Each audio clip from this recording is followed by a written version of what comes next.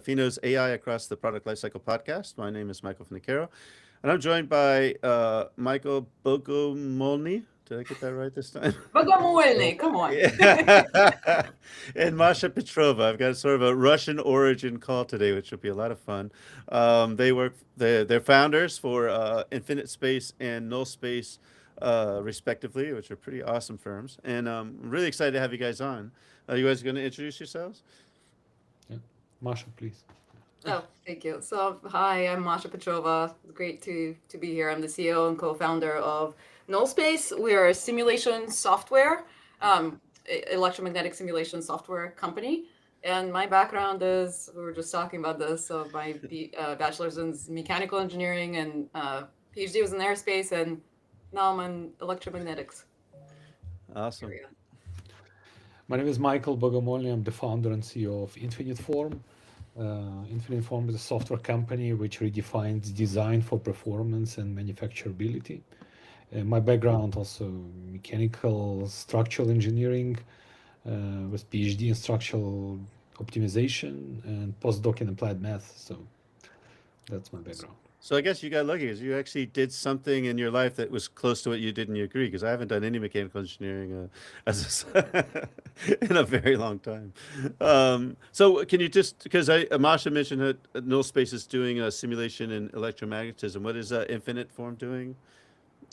InfinitForm actually helps engineer to design parts, which takes manufacturability and performance into account and generates design fully automatically. Awesome. Um, Thanks a lot. So today's podcast, as always, on this particular show, I try to get get through the hype on AI, right? To understand really how people are using AI, and we all had this moment in 2022, 23 when ChatGPT suddenly burst on the scene, and everybody was freaking out that they could talk to the computer and get English sentences back. Were you guys bullish or skeptical when you first started playing with it? You were like, "Oh my God, this is going to be changing everything, and it'll be inside of every software I'm going to use for the next forever, basically." Or were you sort of like, well, I don't know, it's a little bit hokey and maybe a little fad? What do you guys think? You want to Michael, start, you go Michael? first. And by the Yeah. way, can I just say in this podcast we have Masha and Russia, and Michael is actually Misha. So you have a Misha and a Masha. Oh, two Mishas, right? It, Two Mishas and a Masha. Misha and Masha. There's actually a cartoon now, a very popular Russian cartoon. It's Masha and a bear called because it's another word for a bear. Anyway, That's sorry, not hilarious. AI related, but Well, it's funny because you're like Masha and a Misha sandwich because you're like in the middle from in my screen. So, Yeah. so Michael, were you bullish or skeptical back when OpenAI broke the internet with ChatGPT? Well, historically, I can tell you that I've been looking the space of machine learning, which LLM, it's an evolvement of machine learning, but in general, it's the base algorithms were developed back in 60s, 70s, and now the implementation came. And it's basically you take historic data and you train or build a model based on it, and then every new request you get result. So in my PhD in postdoc, I was involved in progress in problems that we solved using training, learning some regression models. We haven't called them machine learning back then. We used them some surrogate modeling at different names. Now they called machine learning. I quite well aware of the limitations these methods have in engineering space, and I was initially skeptical, but what these models are able to do in language space become pretty impressive, I must say. So in the beginning, I was quite skeptical, but as we evolve and we see the progress which was done during the last few years, it's pretty impressive. In Infinite we have our philosophy around the usage of AI. Yeah, but that's the answer I can give you for your Yeah. question historically, how it evolved. Yeah. Well, we're gonna get into how you're using it with Infinite Form in a minute. Masha, what about you? Were you like super super stoked, or were you also a little bit, we'll see? No, I gotta tell you, so I don't like technology. No, just just kidding. I'm skeptical about technology, probably because I'm an engineer. And so I was actually, when the whole AI, hype was happening. First of all, I'm allergic to hype because my background is in marketing, so I understand how hype is created. I also come out of former Soviet Union, so I know what propaganda is and how Yeah. that's created. And so that made me very, very skeptical. And so for the longest time, I avoided like having anything to do with AI. And then it's actually an interesting story. Last Christmas, around Christmas time, we were fundraising. So this was before we raised our first venture capital round, and it was extremely stressful time. And I've had like a million things I had to do because I was the salesperson for the company. We were building the company. You're as you all know, you're building the plane as you're flying in it. And I came to a point where I was just really depressed, and then like there was a lot of stuff happening in my personal life, like just too much going on with my company. And at that time, I have a couple of CEO friends that we are sort of in a chat group that we talk about different stuff. It's a support CEO group. And I reached out to them, and one guy who was a PhD actually from Stanford said, "Listen, why don't you just try AI to help you get like your thoughts organized and help with productivity?" He's like, "It helped me get my last SBIR grant, and so now the company has money." So I was like, "Okay, fine. If I helped you get money, I guess I'll try it." And so I tried it mainly for productivity.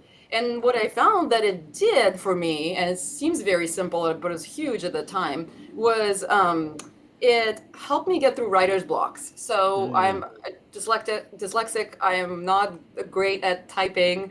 And so for me to write an email takes a really long time because I have to like check it a million times. I miss spelling errors and spell checkers don't really catch all of it and so on. And so I found just doing stream of consciousness, like dump into AI, and then just having it process my emails, all of a sudden like 10x my just productivity. It was And then insane, helping me right? kind of organize my thoughts, right? So I don't use it as a therapist. I still think it's a tool, but just realizing, oh wow, this is technology that could be very helpful on the productivity side of things. I don't rely on it to create things, so like create emails. I don't rely on it we don't use it in our company to like create original content because you just get AI slop, but to use it to help you like get through what I call writer's blocks or creativity blocks has been really helpful. And then we hired a head of marketing who is awesome. And she is, shall we say, a younger generation. So she's more natural with new tools. So she was using AI. So we use Notion's AI assistant, which is awesome for our project management and things like that, for example. And she was just so fast. And I'm like, I can't keep up. So unless we all start using AI for certain things, it's just you as a human, you become so much faster. So that was kind of our foray into AI side of things. Yeah, it's been it's pretty astounding, especially on the latest thing from Google. It's just been insane what you can do with it for that. So, in terms of using AI, I'm imagining that the developers that you have at InfinitForm and Nullspace are using Cursor or Windsurf or GitHub Copilot or something. How have you managed that? Going forward. Like I talked to one startup. He said, "Oh, I only let the senior developers use the AI stuff because I want the junior developers to learn how to program before they're using this assistant to Mm. write all the code for them." Which is one idea. But I'm wondering, from you guys, how are you guys, how is are your products being developed with or without AI? Well, so we in company we use AI in multiple areas. First, inside the product, the interface between users' request, understanding users' request, and setting it up in the right way in software. This is one way. So AI basically interfacing between the user and the engine we develop. Second is once result is done, AI is able to analyze result for users.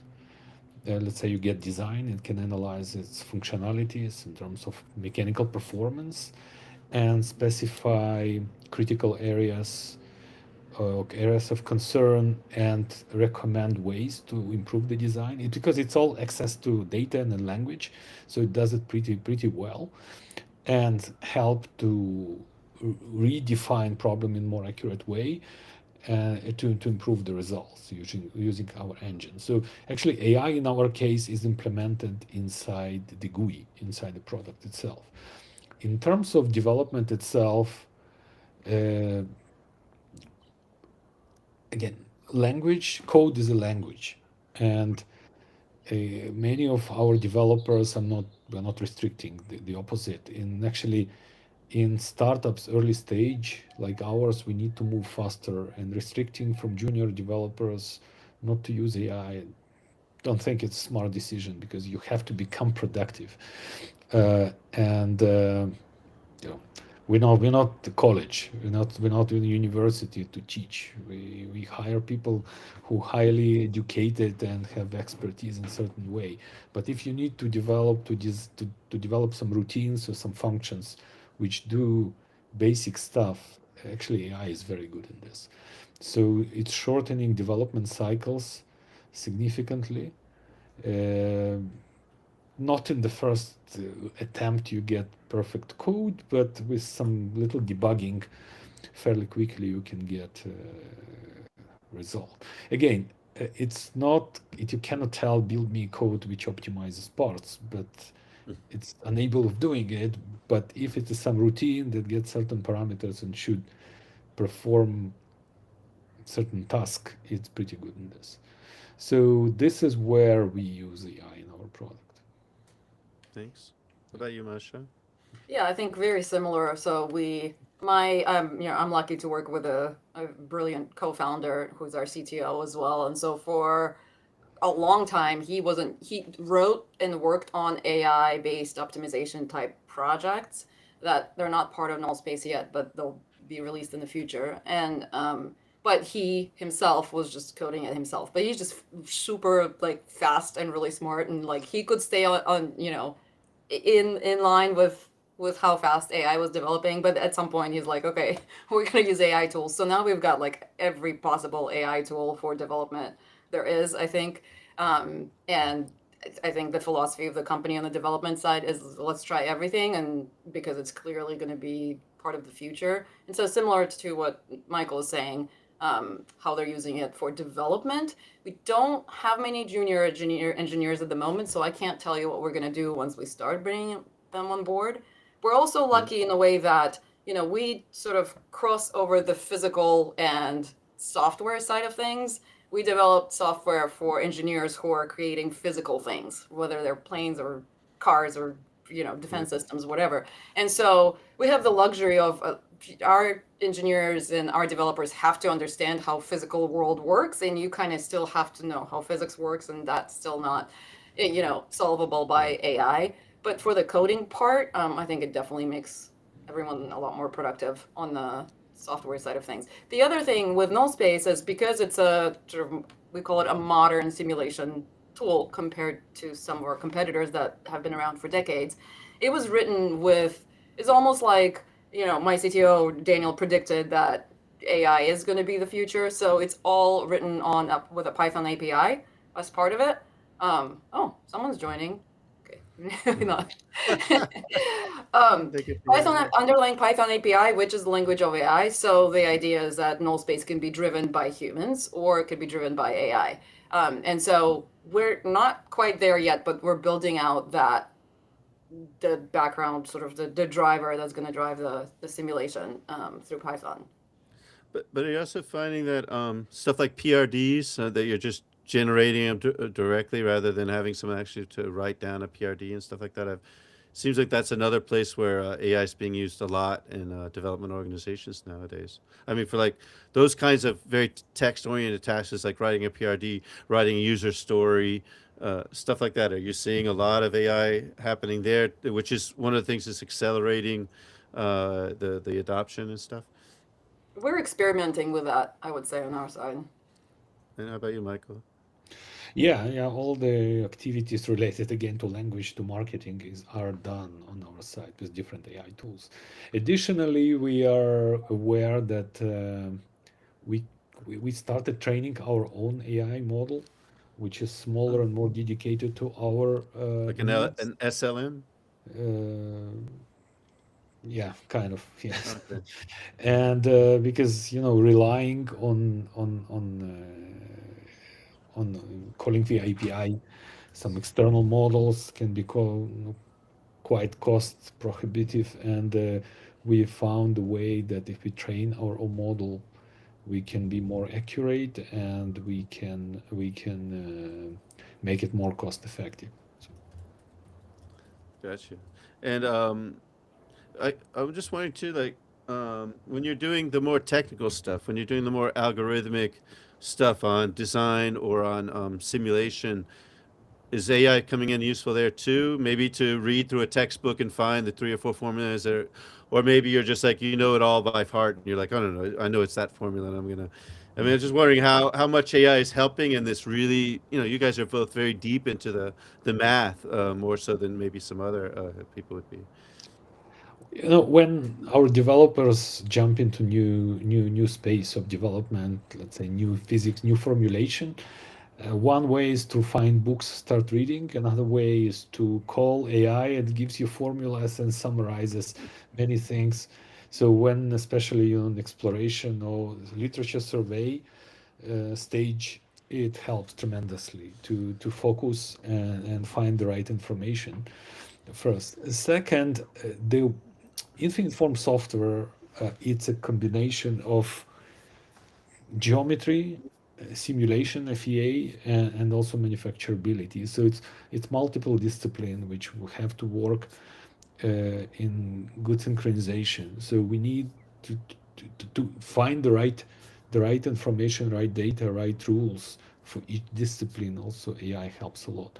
However, I must say that the engine itself that we developed is fully deterministic. It's numerical deterministic engine. One of the reasons are that you probably experience when you ask AI exactly same questions, give you different answer. And from our engineering community, very much concerned because they know if they draw shape and you give comment, it give you exactly the same shape if you ask twice or three times. And same Yep. in simulation space, right? We run finite element simulation. If it's exactly same setup, you'll get exactly same result. Oh, yeah, maybe if you use iterative solver, convergence, different machines can be slightly different. Some tolerance can be, but in general, it's same. So if you ask, that's a concern of engineering community. I will ask the same question. I will get different results. How I can trust what I can trust. So the fact that we have deterministic engine which solves problem and find exactly same solution whatever many times you can ask helps a lot. I think combine besides AI we have tremendous evolution of hardware technologies as well. GPU, what GPU, modern GPU allows us doing nowadays, it's unbelievable. Of course, having such an advanced hardware pushes industry to develop better solvers as well. Yes, of course. So, because if you look 15, 20 years ago, the solvers were completely different. Now, because they were CPU oriented, now GPU oriented solvers are completely different, and we are able to achieve tremendous speed up. And our philosophy is that everything you can solve numerically, just go and solve. Don't call AI because you cannot rely, as well as many of surrogate modeling techniques. Un- I want to be careful. Not reliable because you don't know if you're looking into interpolation and not extrapolation. And when you Right. extrapolate, it may be very inaccurate. Interpolation works very well. And yeah, I mean, also we want to be cost effective. To train this machine learning model that takes tremendous amount of compute time, but if you can develop very fast solvers which can solve problem directly and quickly within seconds, rather than training for days model and to obtain approximated result, kind of questionable. So that's my takeaway of where in engineering world AI must be used for actual Calculations. geometrical implementation versus the text. You have the same experience, Masha, or maybe slightly Yeah, for different? sure. I think it's just, for any of us who've been trained in engineering, especially if you have any kind of like graduate, postgraduate degree, it has been drilled into us to avoid disasters, right? Like to Yeah. minimize risk is kind of part of our nature a lot of times. Even for those of us who become entrepreneurs and like risk in some extent, we also have to make sure we're controlling other factors to minimize the risk, right? Because these things that engineers build, again, think about it. This is critical infrastructure. It's the bridge that your car is driving on. It's your actual car. It's the plane that you're flying in. It's the satellite that you're relying on for communication. If stuff just starts breaking, it's very bad. And so engineers for generations have been kind of trained to make sure that stuff does not happen. And so simulation tools over the last, 50 years or so, since they've really kind of come to their own, engineers rely on simulation as part of the R&D cycle, right? Like it's very hard to find an R&D process in any decent sized organization where simulation is not part of the process. And so simulation has been proven out to, like Michael said, to give you reliable enough results that you can sort of rely on and minimize the number of actual physical prototypes that you're doing. And so I think it just goes against every fiber of an engineer's being to all of a sudden start, Go to a probabilistic system. yeah, exactly. Start asking them, especially, just having your own human experience, like asking ChatGPT or Claude anything. Or like last night, I was trying to do something with my Notion AI assistant. So I built myself a virtual assistant in Notion. Notion is an awesome sort of productivity tool. They've built out some really cool stuff in the last 6 months or so. And I was, I was screaming at it, I was cussing at it because it kept lying to me, right? Like you ask it one thing and it just flat out lies. And you're like, no, I put in your instructions. You do not make stuff up. Don't lie to me. Like I told you a million times. Oh, yes, you're absolutely right. And then it lies again, right? And so as any engineer, if you have experience with experience like that and go like, I don't want that anywhere near my product that I'm actually having to develop. And so I think until how that gap is bridged and how we do it is, it's going to be some time. I had this idea that, well, because we haven't even talked about agentic stuff yet, but if you're dealing with agents, I think any decision would have to be done by a committee of agents, and on that committee of agents, there should be a Maimonides agent. They just like, I don't know, I'm not going to say how great you are. In fact, I don't believe anything you're saying. So prove it to me. Otherwise, no way. I think you need like a Maimonides agent because the whole thing of you're the most beautiful, wonderful, awesome, smartest person ever, and oh, by the way, Charlie Chaplin just came out with a new album yesterday. That kind of thing. It's Yeah. just crazy. And you mentioned GPUs. I'm just curious, and this is unscripted. I'm just thinking, you guys saw how Google with their TPU blew away everybody on the GPU, which prompted NVIDIA to go off and invest $2 billion in Synopsys to try to lock down chip Yeah. design for them. Do you guys see a battle coming up between GPU and TPU? Does that change a lot how you guys are coding, and therefore you might be thinking, wow, maybe I should go and look off at that Google stuff and maybe use a TPU instead? I mean, is it something you're actually thinking about, or you're like, no, it's just GPU and I'm not writing code that deep anyway, so it's not going to have any effect on me? I don't know. Just a question. Yeah, well, on GPU side, there is a good infrastructure with CUDA and all other libraries to Yeah, of develop. course. With GPU, we have to, honestly, we have to explore it. I don't have too much information about this. We have to explore what requires to update the code or Right. change the development, because somewhat the infrastructural things are established and it's working. I can't comment at the moment around TPU too much, unless it's done in such a way that it's easy to code, Right. because hardware and software have to communicate. I think NVIDIA have done great job with CUDA and all the interfacing. And that's probably also what we need for quantum, right? Because quantum is so hard to code to. That'll Yes. be a stumbling block as well. I'm sorry, Masha, I didn't let you comment on my TPU Yeah. GPU. Yeah, no, I think question. I mean, our development is definitely looking into it already. My Oh CTO wow. tends to stay on top of that kind of stuff. I'm not saying it's solved. I'm saying like it's definitely on the radar. Nullspace actually has both GPU and CPU acceleration. So we work with both. Um, and if you look at just moving away from the technology side and just I'm an extrovert, so I like people. So probably in the wrong field. No, just kidding. But I do enjoy people, and so just following the leadership at say OpenAI versus say NVIDIA and Google and how they structured the company, and just the interesting details about uh, who is leading those companies and how they're leading it, let's just say. For me, it's clearly that Google has this kind of like very systematic strategy that they've been following along. They're a very established company. They've been around for a long time. There doesn't seem to be a lot of really crazy chaos. There's regular chaos like at any large company, but nothing too Nothing egregious like so far. OpenAI firing the guy and bringing him back and all that kind of And all the other stuff. Yeah, exactly. shit. And so to me, that signifies they're probably going to be around for a while. So TPUs will I mean, if I had to guess, right, TPUs would probably be around for a while.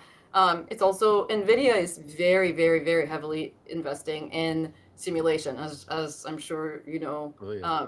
At their developers conference, when was it, in April of this year? I mean, the head of Ansys, I think, was up there, and Cadence and Synopsys and everyone and their mom was at that conference from the simulation side, right?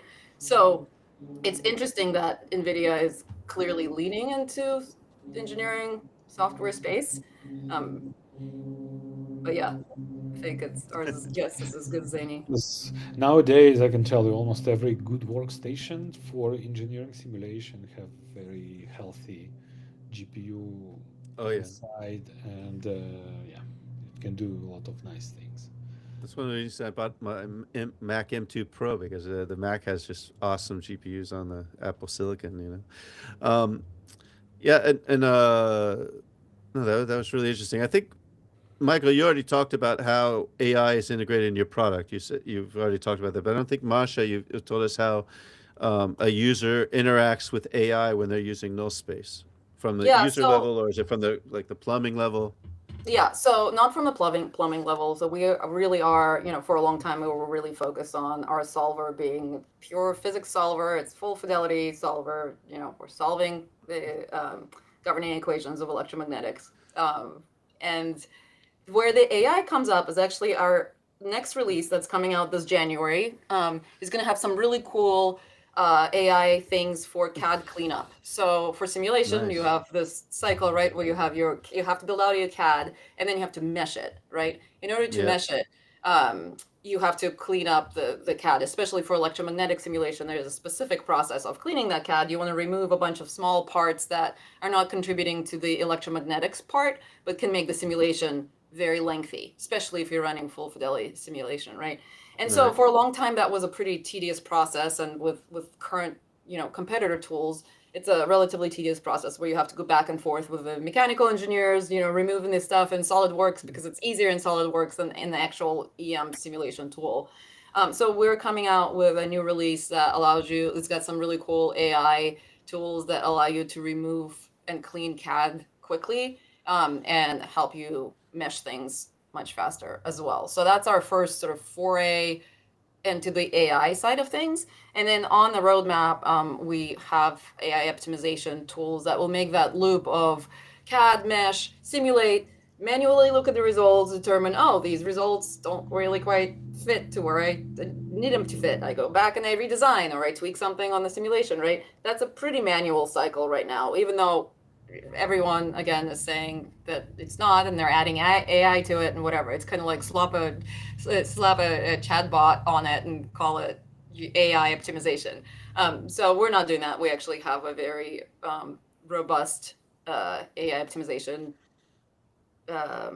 process in place that we are looking to commercialize in the next year, 2 years or so. Awesome.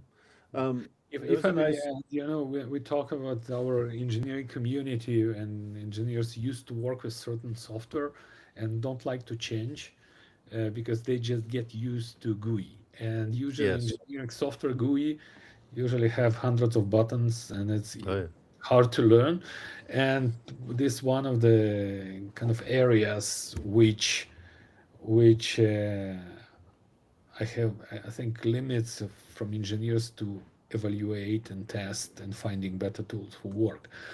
Uh, in Infinite Form software, it's a software which combines simulation and manufacturability and geometry. So, and we try to build as intuitive and easy to use GUI, and because users have to define what material am I going to use, what interfaces must be preserved, what loading conditions are applied, static, vibration, dynamic load cases, what's design goals, and how I plan to manufacture this part, what is going to be the tool size, from which direction I'm going to machine. So this sounds like pretty complex, but if you put the relevant text explaining exactly your intent, of designing the part. AI actually does pretty good job because our AI tool understands our workflow and sees our options in GUI. So it really helps to set up all the requirements and the software in a very effective way just from understanding of design intent. Uh, yeah, so this is just want to Oh, that's good. clarify how we are using it. And as Masha said, once design is ready, again, all the FEA results is also text. You know exactly your stress deformation everywhere in your model. You know what's the yield stress of material, and you know if you are over engineered or under engineered this material, this part, and if there's a need to optimize the part if you achieve some safety factor um, requirements. Plus, if you're an engineer in the company and you generate a design, you have to go to a manager and present the work, right? So Mm. then you have to sit down probably half a day, create like report. And AI, it's a perfect tool to get all your results and summarize them in a nice way in structured report that's actually also implemented in InfinitForm software. Mm. Once design is ready, you're ready, you can ask to create report, summarize it, and Very have it. cool. Um, there was a nice comment from Peak Tech. It sounds like a company rather than a person, but it says a great topic. The bridge between simulation and generative design is exactly where the future of engineering lies. So I think I can agree with that.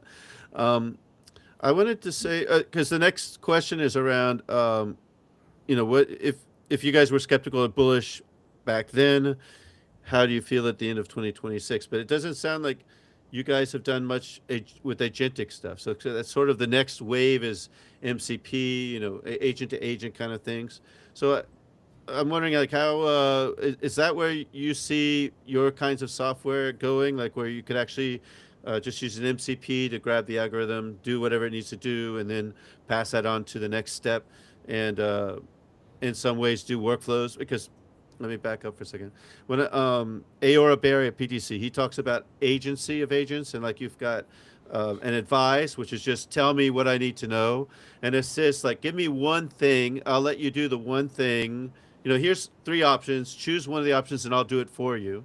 And then automate, which is here's a workflow, whether it's a very like 3 steps or 10 steps. Here's a whole workflow where I'm gonna trust the AI to do it. I think I'm hearing from you guys that automate, you're not there at all. You're like, No, we Well, the but problems are the maybe. same, right? Whether you call it an agent or MLM, the issue is still the same. You can't rely on it with certainty. Oh, sorry, Michael, I cut you.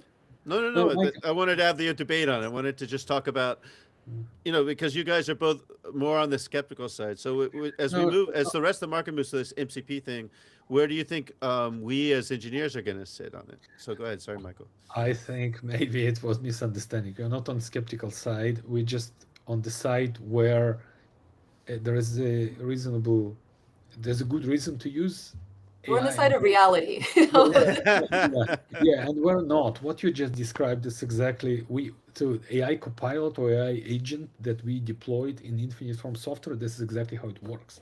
Okay. You can come and say, I'm designing automotive part. and the AI agent is asking, I can even potentially demo it. It's asking what material you're planning to use. I would recommend these 2 or 3 types of material. You say, I would like to use Okay. this material, and it set up all the mechanical parameters, and then it's asking what manufacturing technology would use.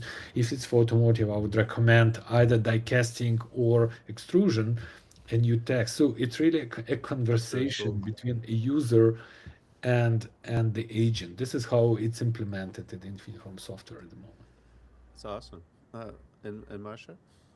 Yeah, so I mean, we don't have any kind of agent type application at the moment.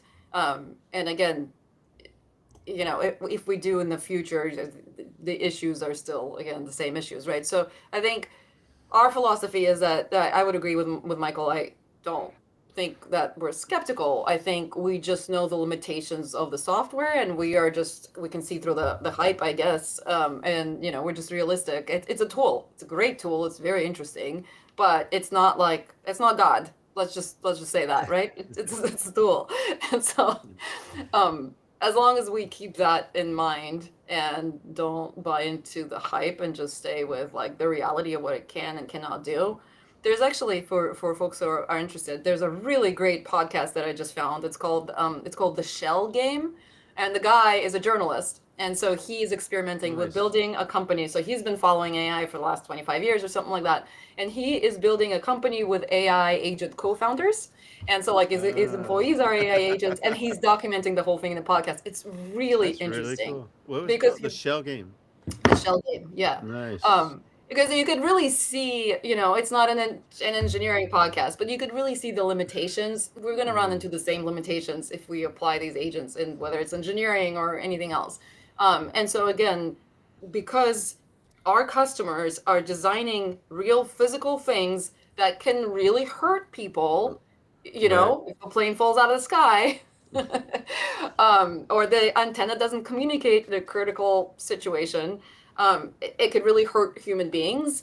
I think we have to be just very, very careful with where and how we apply those. And again, simulation sits right in that space where engineers are used to at this point, relying on it to reduce physical tests and physical prototyping. And so, to rip that out and start throwing technology that is, likes to hallucinate every once in a while, or like it's not deterministic, just like as Michael mentioned. Um, well, then before we go into the customer discussion with how we end the call, I'm just thinking too. I think there's a lot of anxiety, right? There's a lot of these things on, AI is going to steal my job. Since you guys are both founders and you're both engineers, you've probably already given thought to the question of the future of work and in the sense of where, if you were a student and now, like you were 15 years ago, would you have changed the way you were studying? Would you have changed your subject? Would you have done the exact same thing, or what kind of advice would you give to these younger people that are like, Jesus, what am I going to do? And how am I going to have a job because it'll be an AI guy doing my job? So I would like to put that to you guys as leaders, and what do you guys think? What was your advice to them? Uh, how do you know that AI lies? You apply your own intelligence, right? This Right. is, or it gives you incorrect result. So engineers have to, I may be old school, but you have to have very fundamental knowledge and understanding of physics. I give you an example. In 1940s, 1950s, people built buildings or bridges without computer. Why? Because they had understanding of fundamental physics and engineering. Uh, I still think in my generation, I did my PhD and all my studies in Technion in Israel, we were kind of prohibited of using finite element software, at least in bachelor and masters, to do all these calculations manually. You develop good feeling Yeah, it's of true. engineering and good understanding, and it actually follows it like you learn the language. It follows with you the entire life. You look at the structure and you have understanding if it's good or not. I think if you're young generation and you see so many different tools, you click the button, it gives you a result. You have to have this good engineering judgment to understand The intuition, right? exactly. But this intuition comes in fundamental knowledge. From a Yeah. lot of Uh, studying. Intuition yeah, comes from a lot of studying. yeah. Yeah. Yeah.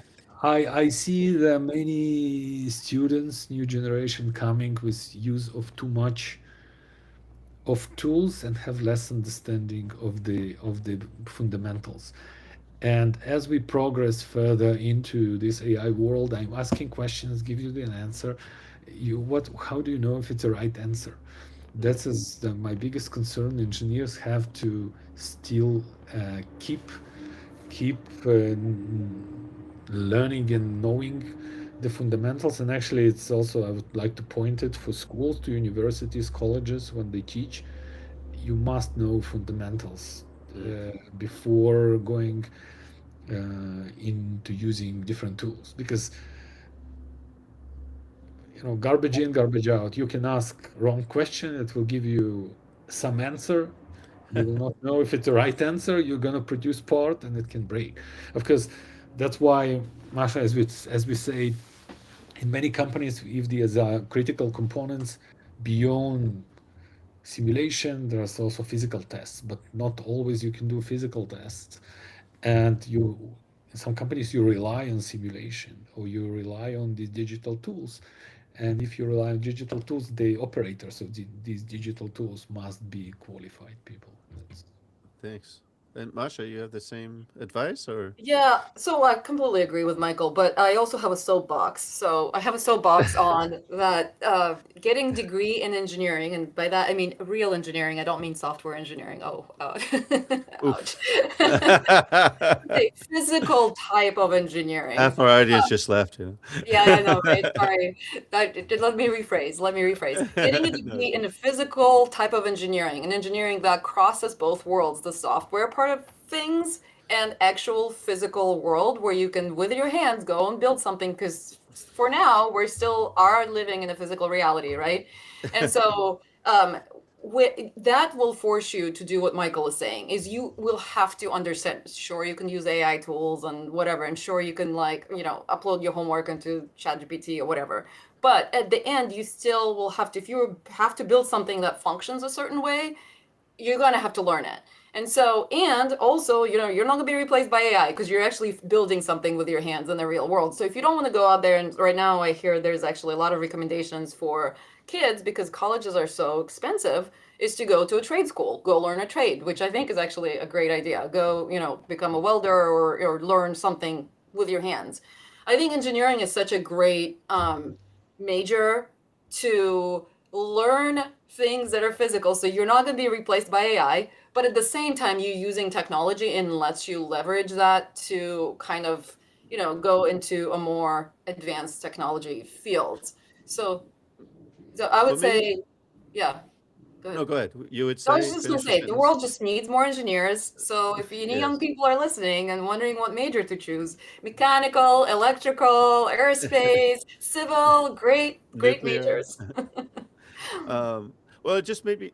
It, the thing I was just thinking was that uh, when you're as high, because you guys are CEOs, so you're hiring people. So like, what's the criteria on that? Like, are you looking at them being having the fundamentals, but also having already done their homework on knowing how to use AI, so they show up and they've already got ideas on how they're going to do it, or is it really just the fundamentals? Have you already started? Has your thinking started turning that way in terms of being a hiring person? Well, specifically on our case, it's highly technical product. Right. So you have to have an expertise, and we have many PhDs in this field. I would say it depends on the person, not on age. If Okay. person is open-minded and is ready to explore new things, and is not afraid of experimenting, and we encourage experimentation as well, because you need to keep up on what's going on. And as we develop tools to make our customers more effective, we also to become ourselves more effective using some of these tools. Okay. So we don't put specific criteria. We just look at people who are open-minded, flexible, and this is super important in startup in such an early stage, because things change all the time, and some things don't work. You have to be creative in finding much more effective solutions. You Right. think this is gonna work and it's not working. You have to find the way to make it work, and have to think out of the box. And this is the type of people we look for and we hire. Not the same for you, Masha? I mean, yeah, exactly. And if you think about it like this, let's say you have two candidates interviewing for whatever position, right? And let's say it's some sort of an engineering position, like application engineer, let's say. And one is clearly highly sophisticated and really understands physics and engineering, and clearly has proven that they have done that.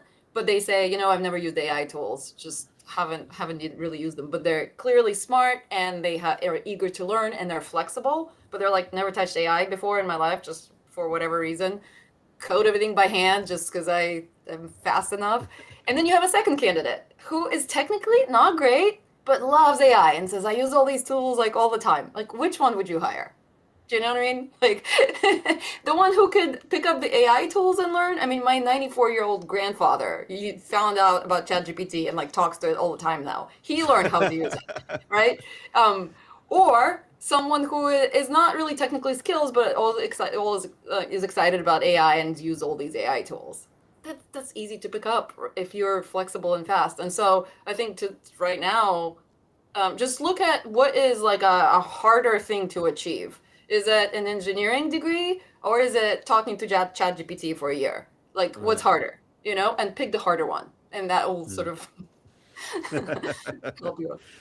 So let's switch gears and talk a bit about AI when it hits the real world. So I think of AI, when I think of companies, I think of their digital maturity, because you've got to have a certain level of maturity to have AI in your organization, right? And so I think of like organizations that start at one, which is like email and Excel still, right? They're barely using anything that's digital, up to the mythical company that's at 5, having autonomous agentic adaptive digital twins. I mean, basically nobody's at 5, almost nobody's at 4. How, first of all, so the first part of the question is how do you gauge it? Maybe it's industry by industry. So I'll just throw in that I talked to a guy, you've probably seen him on LinkedIn, Peter from XMPro. He has it's more of an OT system, but he's looking at mining. And he said, you wouldn't believe it, but mining like 10 years ago was like in the Stone Ages. And now it's probably the most advanced industry in the world, because autonomous vehicles to go down in the mines, find stuff and bring it back up. And all these vehicles have to use electricity, because if you're using diesel, you basically kill everybody inside the mine. And so you can imagine a grade like this going in an electric car, the battery's going to die. So you've got to be like, and I was like, holy cow, that's amazing, right? So you guys are doing space, and you're doing aerospace and space tech, and where do you see the industry in terms of digital maturity at, without naming any names, but just in general, what would you say that would be between a 1 and 5? I would say everybody in space, defense, aerospace industry understand they have to become more efficient. How you become more efficient? You need new tools. If you continue using same, it's a delicate situation. Many of we talk about blue chip customers, multi-billion-dollar revenue companies. They have built workflows around the existing tools for decades, and it's a safe path. However, the current workflow is very slow. If they want to move faster and more effectively, you have to use more advanced tools. And I think what we see, there is realization from many of these big companies, they must start adapting more advanced tools, because they will increase productivity by orders of magnitude, not 10-20%. It's really orders of magnitude. One of the kind of, again, limitation when we talk to space, defense, aerospace, is that due to ITAR regulations and different regulations, they cannot use cloud-based tools, and most of AI tools embedded into cloud-based tools. So this is I would say, for some of these companies, obstacle in some sense, because IT or cybersecurity always step in and say, what do you do with AI and how we implement AI? But they have to be isolated, because there are regulations, they have to be isolated. Now, some of them use GovCloud, private clouds, and there are some solutions. However, it's not easy. And I think Mm. these big companies have to become more and more flexible. Some companies who less restricted, more flexible, and in adopting those tools.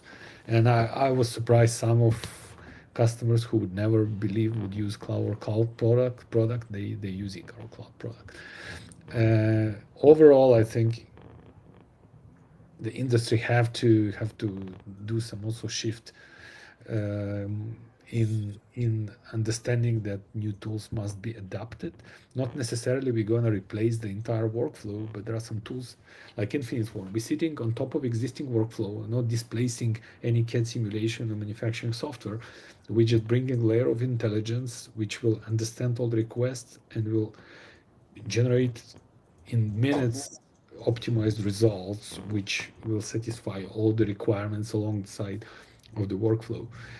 And yeah, that's right. But between 1 and 5. So you're saying in A&D they're probably between 2 and 3, something like that, and they're aiming at 4, basically. That's what I'm hearing. Would you say that's about right? It depends on the industry again. Yeah. There are some industries and also size of the business. Small, Right. medium-sized companies adopting those tools much faster. Okay. But still, I'm surprised, but many of the huge enterprises started adopting these type of tools. Thanks, Masha. Is I it the would say, I same? would say even 3, 4. Okay. Really? You would Okay. say 3, 4? Yeah. I would say 2, 3 probably. So we were born out of defense, so we kind of natively understand the needs of the defense space. And so yes, cloud is not a thing still in defense and aerospace companies, right? So we're all on-prem. Although internally we run Nullspace on AWS for any kind of internal testing or customer problems or something like that. I think to add, I completely agree with what Michael said, and I think if we zoom out a little bit, we're just in the beginning of this transformation for the engineering industry specifically. So consumer industries obviously were much faster on sort of engaging the whole AI experience, right? The critical acquisitions that happened, at least on the simulation side of things, also with Altium on the ECAD side last year, right? Like the crazy number of acquisitions. Not only that, but also if you look on the startup side of things, I mean, Michael is one of them. How many startups in engineering software actually raised? 390. I found Yeah, 390. It's just insane. yeah, huge number. That's right. You did a post about that, right? Which is not typical. I mean, when I was just started fundraising, when we started fundraising and just talking to investors only 3 years ago, investors didn't know what the space was. I literally would get comments like, "What? Like this seems really boring and slow moving like simulation. What? Like tools for engineers. What? Like what is? Why we?"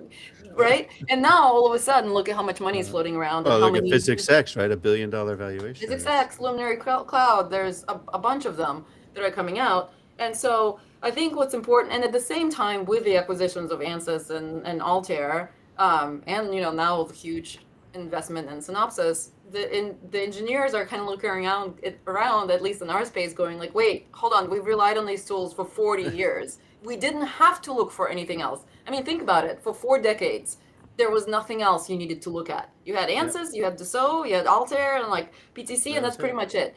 And all of a sudden, they're like nervous because there's no alternatives, and it's not like the field is just overflowing. I mean, on the electromagnetic simulation side, we hardly know any startups in the EM space, and I so think I found one, but we'll talk about that later. okay, but point being is, to Michael's point, is these companies this is like year 2, let's say, for these larger companies to start looking in the new technologies and also how fast AI is evolving, right? So it's like a combination of things with these huge acquisitions happening all in one year, with these big pushes from OpenAI and NVIDIA and so on happening also in the last 3 years or so.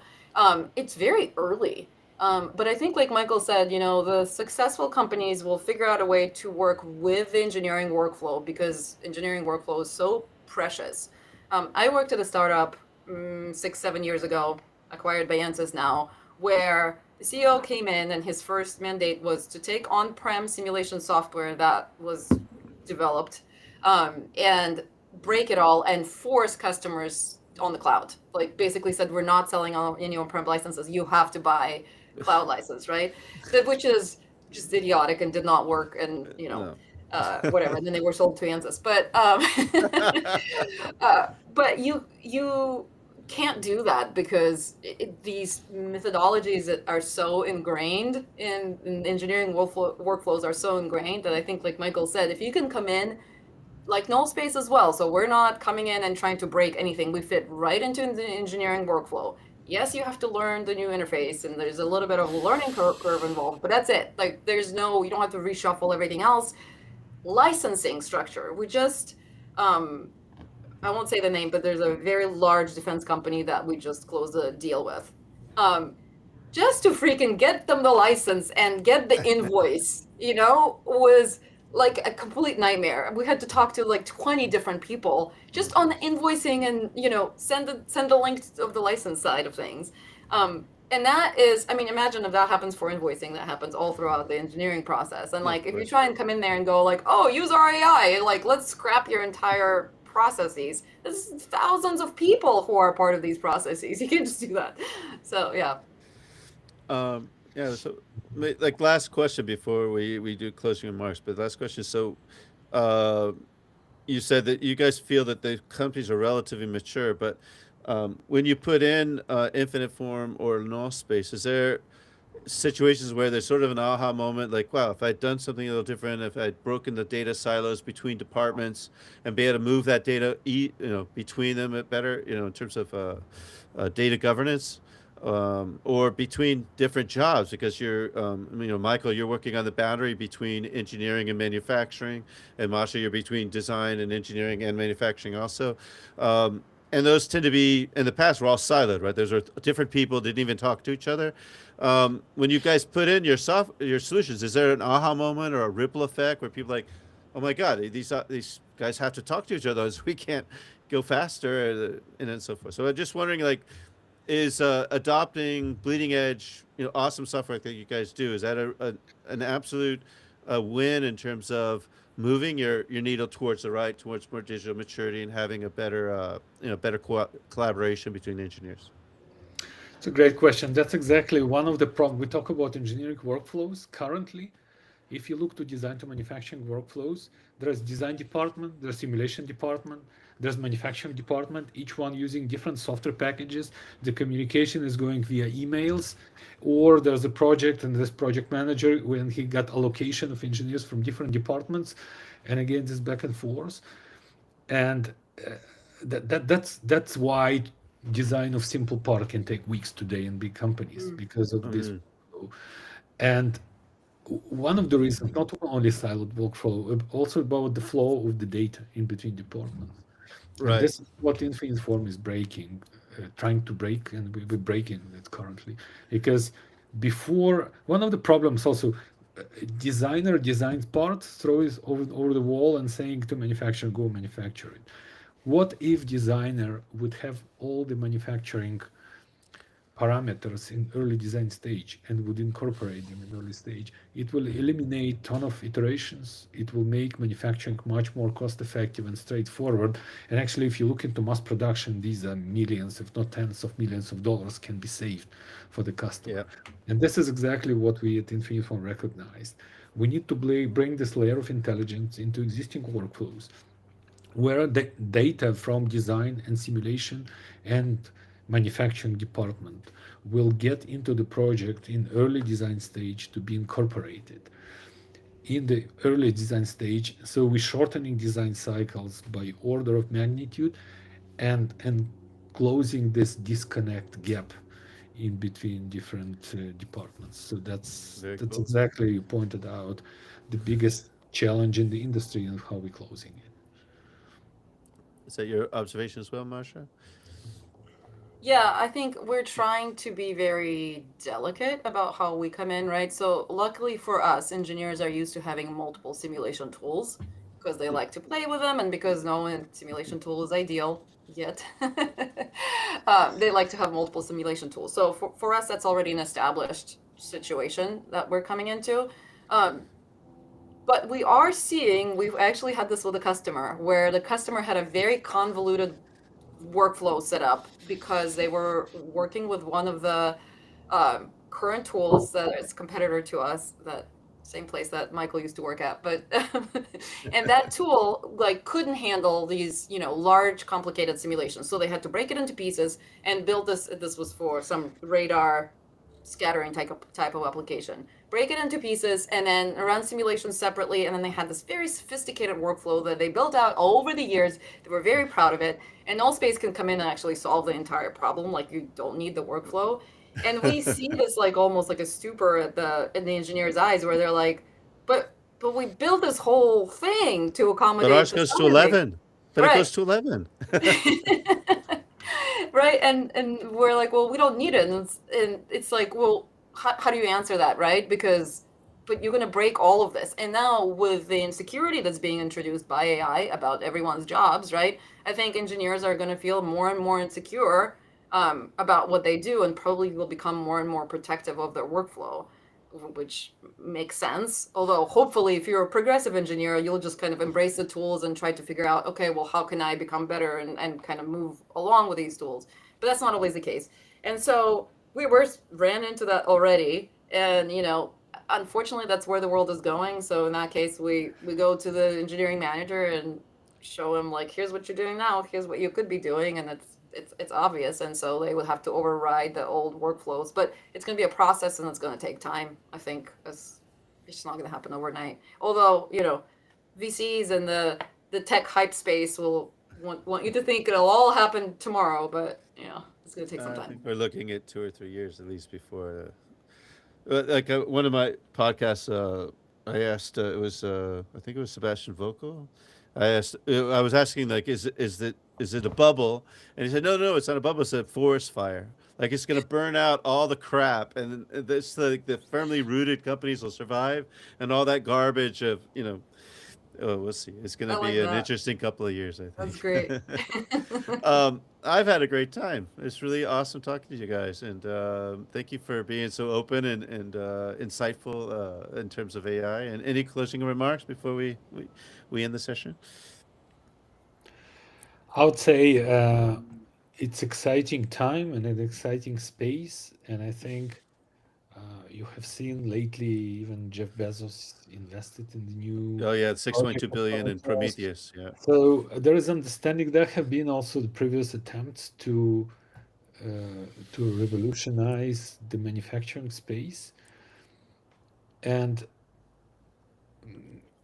I think there is an understanding that should be unified solution and platform to connect all pieces together, because the way it has been really siloed, and AI can be this trigger which will collect many of broken pieces together. However, I do feel new design tools needed, because the current the existing tools cannot allow efficiency as everybody expected. And we see that in order to manufacture parts effectively, design should be straightforward and taking into account these manufacturing constraints. And currently, everything is disconnected. I think we live in this exciting time when some pieces can come together and puzzle can come together, and workflows can be fully automated. Um, and yeah, InfinitForm is playing significant role in this space. We found exactly the gap in the workflow we developing, and actually our official launch is going to be in January, oh, second half nice. of January next year, where we're going to launch our platform. And by the way, Masha, as you said, we have on-prem solution for defense, aerospace, enterprise companies, but we also have cloud offering for all the rest, and we're super excited. Well, I Where are hope you we'll do. launching? Sorry, Michael, are you launching at an event or a trade show or anything like that? It will be before the event. We will be also, by the way, Michael, you asked what event next year. Yeah. Going to IMTS in All right. Chicago, we're going to attend, and we also going to be in 3D Experience World as Okay. we partner for the system SolidWorks, and we have few more events next year. But these are the major. Awesome. Yeah, How and we're about you, Mesh? launching our our newest Nullspace release is coming out in January as well. That's the one that has the exciting CAD cleanup features. We're Nice. going to launch that at AIAA SciTech in January in Florida. Oh, very cool. So, and we're going to be at IMS and Phase Array Symposium as well later this year. Awesome. Well, I Congrats. hope, maybe we'll see you at a couple other ones that we've talked about. It'd be great. But Thanks so much this for is putting this awesome. together. This was super fun. Yeah, and maybe we could get another Misha's and Masha hour maybe after your launches and see how it goes. That'd Let's be do fun. That would be awesome. But someone's got to bring the vodka, and somebody else has to bring the samovar, and then we'll be all set. There you go. Thank you very much. Thanks to the audience for joining, and we'll see you on the next AI across the product lifecycle. It's been great. Thank you. Thank you. This was awesome. All right. Oh, you still there? Yeah, I'm here. Oh, he dropped. Okay. Are we off? We're not recording anymore. Yeah, the event's over. Okay. That was great. Thank you That very was much. awesome. Thank you so much. And thanks. And again, my apologies for all the confusion with the scheduling and Oh thank no, it's okay. It happens, you know. you for accommodating. So I wanted to connect you to my friend Eamon about the SolidWorks stuff because he's really that's his thing, and you were mentioning that you had some cleaning up issues, so maybe he might be able to help you guys out with that. Wait, who's this? Eamon Gilly, he is a company and he's in Vancouver. Okay. And it's called Blue Byte. His company called Blue Byte. He's a SolidWorks guy, so he's done integrations of SolidWorks for Propel, Enduro, and a couple other PLM companies, and he really knows SolidWorks PDM and SolidWorks the tool, and he's very specialized in these kind of integrations. And I thought Cool. it might be Well, interesting for you to help him. So we don't integrate with SolidWorks. We have our own preprocessor, so it's inside of Nullspace. But yeah, happy to connect with anyone. It Never know. I'm not because I don't know if you guys had in-house expertise on really the guts of SolidWorks, where this guy really understands that stuff. Maybe there's a couple optimizations to make it a little easier, whatever. Oh, awesome. That's Yeah, very cool. And then did you ever connect with Andy Fine? I did. Okay. Fine Physics. Yeah, we've talked. Fine He's super nice guy. We're supposed to talk again, but he got busy. I mean, it was Thanksgiving. Now it'll be Christmas, but hopefully I'll talk to him before. Because he had worked with Blake and with Alex also on building this competitive moat thing that Blake published. And so actually, if you got a minute, I can show you. Yeah. I think I have it here. I put it. Yes. Let me show you real quick. My startup list now is where I need to share my screen. Is that gonna work? Yes, screen. Entire screen. It says it's recording still, by the way. Is that still recording or no?